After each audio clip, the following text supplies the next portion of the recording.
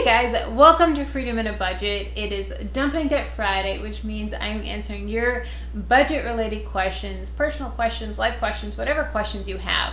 So if you're new here, welcome. My name is Kelly and my channel is all about living life well on a budget and living within your means, but living that life well and living it to the fullest and still having fun while you're living on a budget.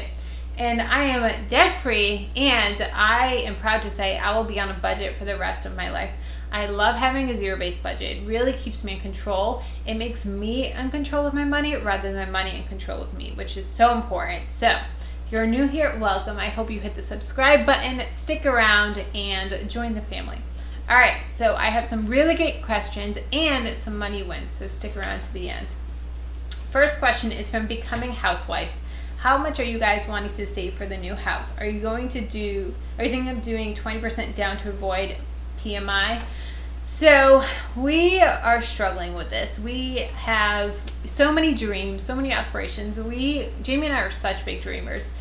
And we also live in a very, very wealthy part of the country. So it's a whole thing of, are we going to stay here? Do we want to stay in this town that we're in? Do we want to, or city that we're in, or do we want to grow to different parts of the county? And we live a mile from the beach, so if we go out west towards the Everglades, it gets a lot cheaper, but we love living east. My work is east, Jamie's work is east. Do we go a little bit further northwards cheaper? It's so hard. So we are still not sure. Jamie does want to build.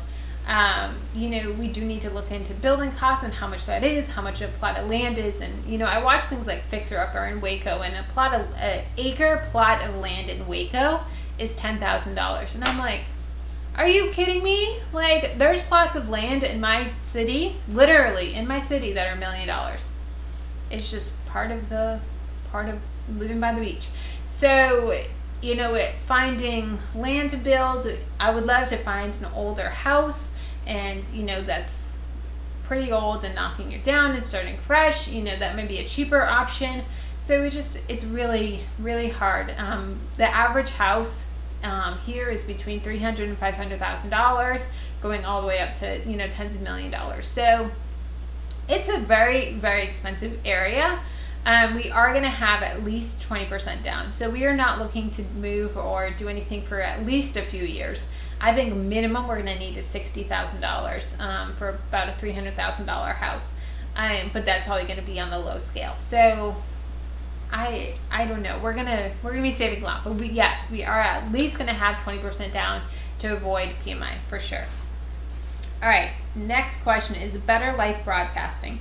And they ask, how do you handle online shopping versus receipt versus cash envelope conundrum? It drives me crazy. I'll find a grocery or household item on Amazon for half the store price, but then there's no physical receipt, and I have to go back to the bank to put the exact amount of cash into the account. It's a nightmare. So I totally agree. It can be very overwhelming, but the key is to do it at least once a week. I do buy a lot of purchases online, and then when I do that, I just take it out of my cash envelope money. And I enter every single purchase into my Excel budget. As you guys see, I have it all broken down. So we have grocery line, and then from the grocery line is all the purchases that feed into it. Then we have the eating out line. All those purchases feed into the grocery line, and then personal items or pocket money. So I do buy a lot on Amazon, and when I do, I enter the exact amount. So if you're doing it every couple days or weekly, it doesn't get overwhelming. Now, if you wait to the end of the month to do it, it's a nightmare. So make sure you're keeping up with it. Every penny counts, guys. It is a zero-based budget, so make sure you're budgeting down to the penny. And if you have $37.53 left over at the end of the month, make sure you're putting that towards your debt. That is how you are getting out of debt so fast. That's how you're going to do that debt snowball, is any leftover money. If you have leftover money and you're like, oh, well, it's okay, it'll just roll over and just extra, right? I did the month well. Well, you're going to find something to spend that extra money, and probably more. Before, I used to have purchases of like $200 that I didn't know where they came from, but I had leftover money, so I spent it. Now, if you're putting that money towards debt, you're going to be in control of your money. You're going to be the one telling your money what to do rather than it just disappearing. All right, next question is from faithscurls, and they say, Hi Kelly, my family's wrapping up baby step 3 this month. That's awesome. While doing baby step 3, we allotted money each pay period for me to get a designer purse handbag to celebrate completing baby steps 1, 2, and 3. While moving on the rest, I'm finding that it's hard to get the bag. I mean, before Dave Ramsey, I always dreamed of getting this bag and still do. Now that I have the money and an emergency fund, I feel like what else could I do with it? Am I crazy, or do you have any advice of something like this? I didn't flat out buy it because I didn't want to be impulsive, but I feel guilty. All right, so this is definitely something that I struggle with. I still have trouble spending money, and I'm on baby step 7. And when you're so tight on getting out of debt, on saving your emergency fund and all of that, you want to hold on to your money. And I struggle with this with sinking funds sometimes. I have sinking funds, and I'm like, but I don't want to spend it. I've worked so hard. Look how much it's grown. Look how pretty the number is. I don't want to spend it.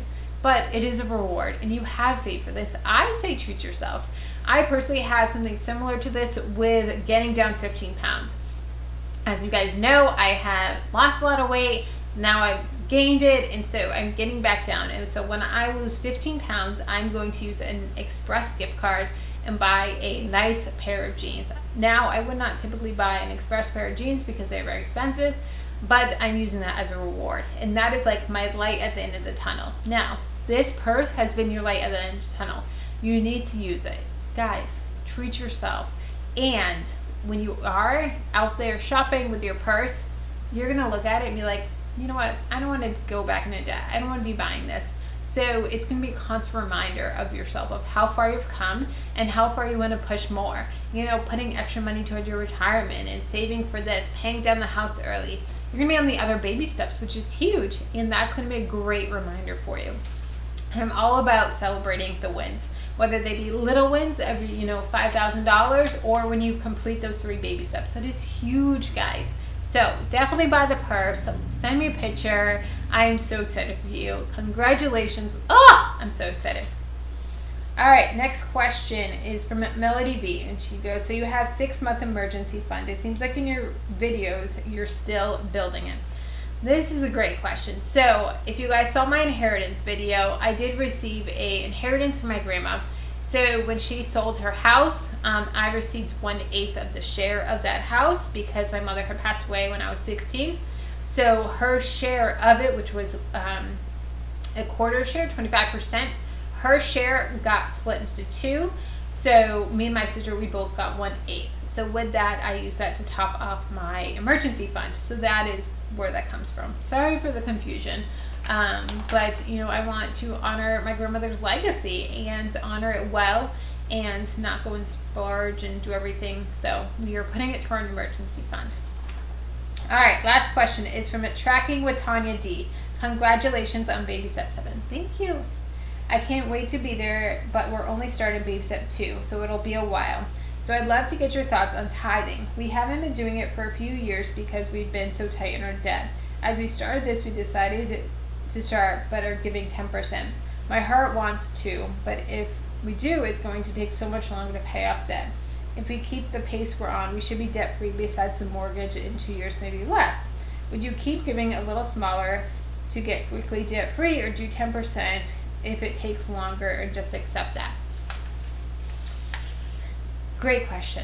So this, I am going to tread lightly because there's so many different beliefs on tithing and different aspects. I actually had a conversation about tithing with one of my friends, and she had a totally different perspective on tithing than I did, and I didn't know that that was taught with so many people, and it's so cool to learn how different people do tithing and different things. So I'm going to tell you my personal experience, and I don't want this to come off the wrong way. I don't want this to come off, just the wrong way. That's all I'm going to say. So I didn't do tithing for a while, and that was before Dave Ramsey. I was living paycheck to paycheck, and I was really struggling. And then I started doing Dave Ramsey. I got back into tithing, and that's when I was in control of my money. That's when I was able to start paying my bills, pay extra towards debt. Now, I don't think it was this magic thing. I think it was really being in control of my money and me really, you know, trusting God with it and saying, okay, we're going to do this, and I'm trusting you with this 10%. And I felt that's what God called me to do, is 10%. And I really, really believe that it really helped me stay focused and saying, you know what, we need to make these bills, we need to do this, but first priority for me is tithing, even before rent. Now, we could still pay our rent, but it was really a faith thing for me and really just a trust thing. And I personally would rather wait, you know, a couple extra months and pay off the debt and still be able to tithe and still be able to give and be a blessing to others with that. Now that we're at a debt free, we're able to give a lot more than 10% and, you know, sponsor a child and different things like that. So just think about what you're going to be able to do years down the road. And so giving a little bit now means that you can give a lot later. So it's really cool. So definitely, you know, listen to your heart and just pray about it, you know, of what you think is best for you and your family. So definitely pray about it, and that's really cool. All right, now for the money wins. First one is Tamara Dean, and she says, hey, you have no idea how much you helped me and my husband with our budget. We paid off my student loan today. Next is our bank loan. Our plan is to pay off all of our debt and move back to our hometown. Congratulations. That is awesome. That is so encouraging. I'm so excited for you. Paying off those loans, oh, it's such a game changer.